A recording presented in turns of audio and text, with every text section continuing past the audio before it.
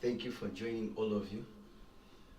Twebaza Mukama for this wonderful day and for what God is doing. We bless God for His glory, for His goodness, for His presence, for this wonderful day that He has given us an opportunity to bring to you the message of God. Let's first pray, then we continue with the word in Jesus' mighty name. Lord of heaven, I thank you, I bless you for this wonderful opportunity to share about you from this wonderful place where we are. How I pray, Lord of heaven, you bless us as we are listening to the word and as we are connecting to what you're doing and your glory and your presence in Jesus' name. Thank you, Lord of heaven, for the breath of life, for GMTV. In the name of Jesus, we are blessing for all the staff and the directors in Jesus' name. And I pray that as I'm sharing the word, the glory of God may come and Lord may manifest in Jesus' name. Amen. Thank you for joining. Mwenna gye muli tusanyusa okubalaba era tubaniriza ku GMTV okubeera wamu naffe mu njiri etugenda okwogera nga twongera okubakakasa nti Katonda waffe talimba. Praise Jesus. Our God doesn't lie. Era last week twali twogera nga ngezaako okubalaga Katonda yaani nga tulaba abaaliwo abaali batulaba the nature of God, how God is, how we can understand God, how we can connect with God. Kiki Katonda kyali abo abaaliwo enjiri ndowooza mwagiwulira. So olunaku lwaleero mbadde njagadde tubeereko ekintu ekirala kye tutunuulira nga tulaba kiki Katonda kyatugamba okwongera okwetegereza Katonda yaani. So that when I'm speaking about God who doesn't lie, mba mbategeeza ddala ayanga naawe oba otegeera eyo gy'ondabira mu famire yo, mu nnyumba yo, nti naawe oba osobola okundaba n'owuliza n'otegeera bwe mba njogera Katonda talimba, otegeere Katonda ki gwe njogerako, kubanga bakatonda bangi ku nsi kuno kwe tuli. Bakatonda bangi, abantu balina ebintu bye balina mu mayumba gaabwe nga byafuuka Katonda. Kati nga bw'oba oyogera Katonda ku TV nga kati bwe ndi mu kwogera nga balowooza nti ebyo ebintu bye baatereka bye balina, ente zaabwe n'ebintu ebirala bye basinza, nga balowooza nti oba okola ki oba oyogerako. So today I'm going to bring to you the nature of God, the characters of God. Yes, embala ya Katonda, Katonda ow'eggulu gwe njogerako.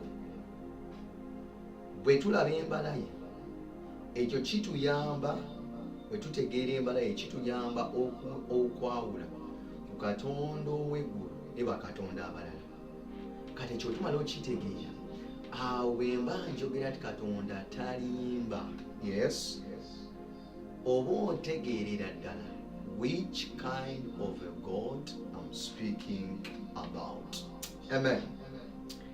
Nina wano about 8 characters of God and I will try to bring out to you nti eyo gy'oli osobole okwongera okutegeera kiki Katonda kyali. In the name of Jesus, osobole okwongera okutegeera kiki Katonda kyali mu linnya lya Yesu. So one of the things is this: God is just. Our God is a just God. Our God is a just God. Mukama yebaziwe.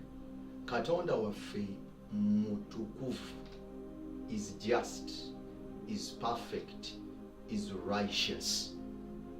But then we read in the book of Acts chapter number 17 verse 31. Acts 17 verse 31. Acts 17 verse 31. This is what the Bible says. Because he has appointed a day because he has appointed a day in which he will judge the world in righteousness by the man whom he has ordained. Glory to God. Because he has appointed a day. There is a day he has appointed. He has appointed a day in which he will judge the world in righteousness. Our God is a just God. Is a righteous God. Even as he's judging, he's going to judge us in righteousness. Glory to God. By that man whom he has ordained. The man whom he has ordained, they are talking about Jesus Christ. Atenga ye katonda mwenyini. Mukama yebasi. Katonda waffe agenda tusalira omusango, yes, mu butuukirivu, mu mwoyo, the God, the Jesus that he has already ordained. When the word of God says, the one to whom he has ordained, bategeeza Yesu Kristo. Praise Jesus. So here, and the word of God says, whereof he has given assurance unto all men. Glory to God. The assurance that word of kakafufena muye Yesu Kristo. Glory to God. The one he has ordained. Whereof he has given assurance unto all men, in that he has raised him from the dead. The assurance is the raising him from the dead. Glory to God.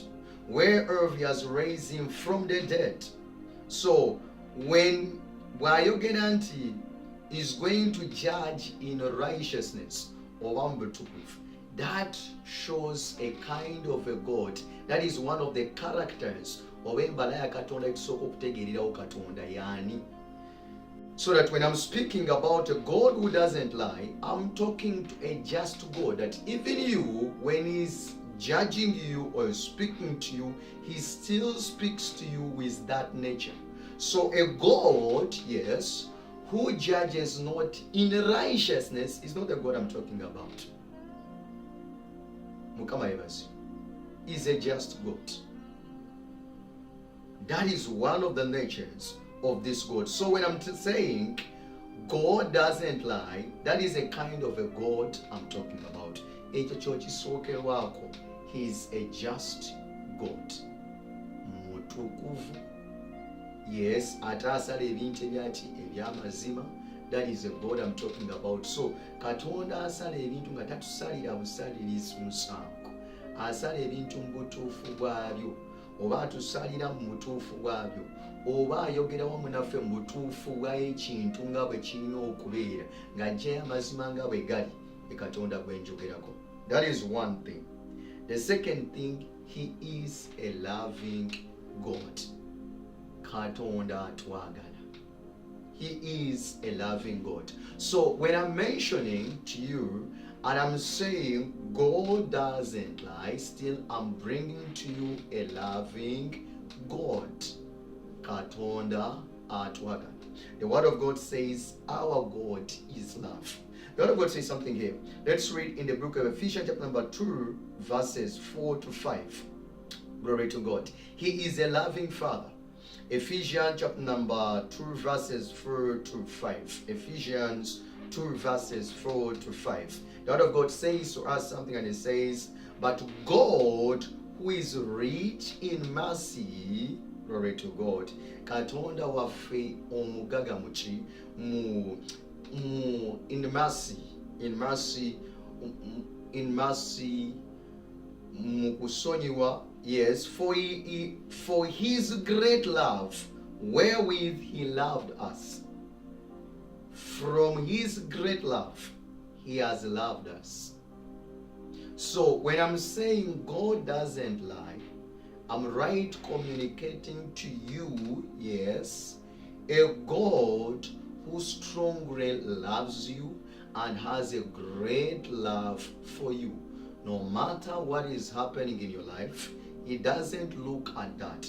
Yes, he looks at the love he has for you. The word of God said to us something, and it says, for God so loved the world, and he gave his only begotten Son, that whosoever believeth on him shall not perish but shall have everlasting life. When God loved, he gave his son. He didn't love us because of what we did. He doesn't love us because of what we are doing. Maybe what we are doing is an extension. Kyongerezaako bwongereza ku kwagala kw'alina gye tuli. Actually, bye tukola tebimuleetera twagala. No, atwagala either nga tulina gye tukoze oba tetukoze. Naye bye tukola bitwongera okubeera mu mukwano naye Katonda mwennyini okutwesigisa obulungi bwe n'obukulu bwe n'okutwesigisa ekisa kye n'ebintu ebirala. For example, the gifts, ebirabo bye. But his love is unconditional, and he loved us. So now even he loves us unconditionally. The word of God is saying, for his great love wherewith he loved us. In his great love he has loved us. Verses 5, he says, even when we were dead in sins. Even when we were dead in sins. Glory to God. Yes, has quickened us together with Christ. By grace you are saved. He loved us even when we were in sins. So when I'm explaining to you, God doesn't lie. Bwe mba njogera nawe nga nkubuulira Katonda atalimba, mba nkugamba Katonda akwagala, eyakwagala ng'okyali mu bibi byo. Yakwagala era ng'akyakwagala. Naye bw'akwagala as a sinner, he loves you to turn from a sinful life into his nature, the righteous life. Naye yakwagala ng'okyali mwoyo. I was sharing to you, I think last Saturday, my story of coming into this born-again experience. I was still a young boy, 2002. I was not preached the message like the way I'm preaching to you. Teri yambuulira enjiri, nedda. Mukama yebazi. Naye Katonda mwene yanjagala bwagazi. Those of you who watched me on Saturday, I gave you the whole story. He just loved me, called me, anointed me, and called me to do what I'm doing right now. I did not pray for it. He just loved me.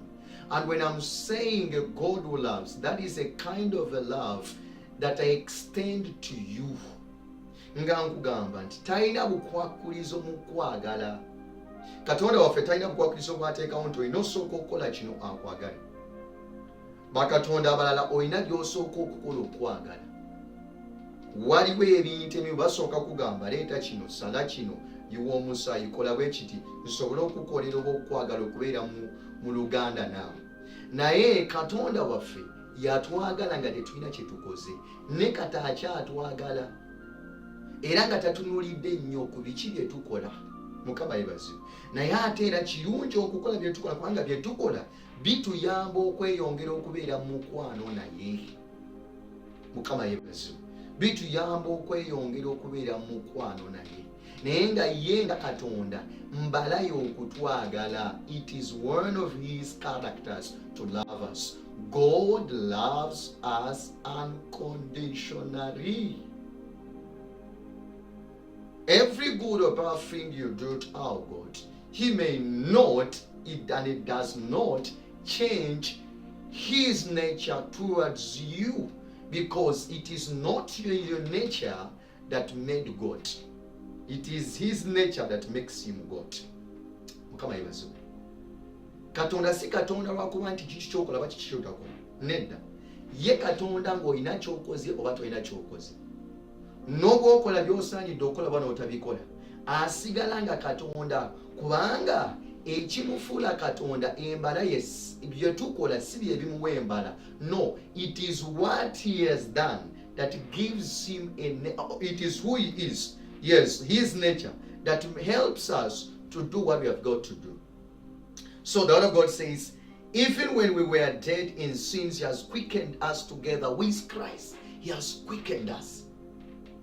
alina kyakoze n'atwanguya mangu okutuleeta gy'ali mu mukwano gwe. My God, little Sunday. Alina kyakoze otuleeta mu mukwano gwe. Era tuli ba mukwano wamu naye kubanga eyo mbalayi. Talina kye yeetaaga okuva gye tuli y'okufuuka ekyo kyali. Nedda, ekyo kyali. Y'okutwagala teyeetaaga tubeereko kye tukola. Ekyo kyali. Oba tukoze oba tetukoze, ekyo kyali. Katonda waffe mwagazi. Katonda waffe atwagala. That is the second nature of God. The third nature of God is this.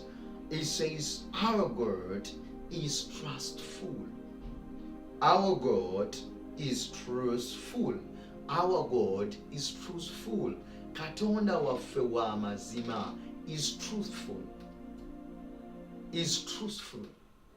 Katonda waffe wa mazima. Era bwe mba njogera Katonda waffe, njogera Katonda wa mazima. Nti bw'ayogera ky'aba ayogedde aba akitegeeza. Mukama yeebazibwe. John chapter number 14 verses 6 wengenda osoma. John 14 verses 6. Luno nyina lusomako ne luli nga nkyali mu kubannyonnyola Katonda ne Katonda kiki kyali. John 14 verses 6, the word of God says, Jesus said unto him, Katonda n'ayogera wamu naye, and he said, I am the way, the truth, and the life. I am the way, the truth. Katonda waffe wa mazima. Ekyo kyali. His nature, oba embala ye ya mazima. Bw'aba alina ky'ayogedde gy'oli, oba bw'aba alina ky'anaatera okwogera gy'oli, oba bw'aba alina ekintu kyerayira n'agamba kino ngenda kituukiriza mu bulamu bwo, era lazima kigenda tuukirira kubanga ekyo kyali. I am the way, the truth, and the life. No man comes unto the Father but by me. Glory to God. Ye yekka y'atuyamba n'atukolamu omulimu nga tetumukase. Tosooka kumuteeka ku munninga okubuulira eby'amazima oba okwogera amazima gy'oli. Nedda, ye wa mazima. Ekyo kyali.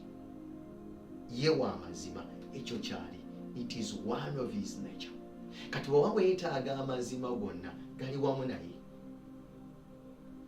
Bakatonda balala bandirimbye bonna oba balimba. Bwe mba nkyogedde nga bwe kiri. Mukama yeebazibwe.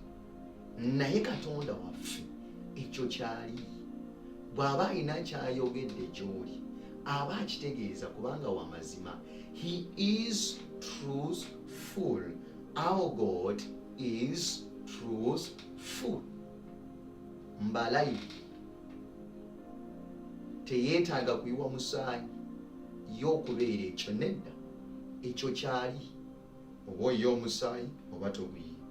Ate nga alina n'okuyiwa omusaayi tokwetaaga olw'okwagala kwe omwana we, ate nga naye Katonda yatufiirira nti ffe tuleme okuyiwa omusaayi okusobola okubeera mu mukwano wamu naye, oba ye okusobola okweraga nga bw'ali Katonda gye tuli. Mukama yeebazibwe. He is a truthful God no matter what you do or what you don't do. Kati kikwetaagisa kubeerako ky'okola Katonda ye okubeera ow'amazima gy'oli. Abalala gye balaga oba abalala Katonda bye basinza baba balina bye balina okukola Katonda asobole okubeera ow'amazima. Abantu babasabye ebintu Katonda asobole Katonda baabwe basobole okubeera ab'amazima. So bwe mbeera wano ku platform nga mbagamba nti Katonda talimba, kye mba ngezaako okubalaga oba Katonda bwe mba ngezaako okubaleeta y'oyo Katonda. Mukama yeebazibwe. Ye Katonda bwe mba mbaleetera. Mukama yeebazibwe. So mu ddakiika ntono katusooke tufuneko break then tukomewo nyongere okubaawo enjiri mulabe Katonda ki ebirala by'ayogera oba ki ekirala kyali mu linnya lya Yesu. Ankodika atuyambeko.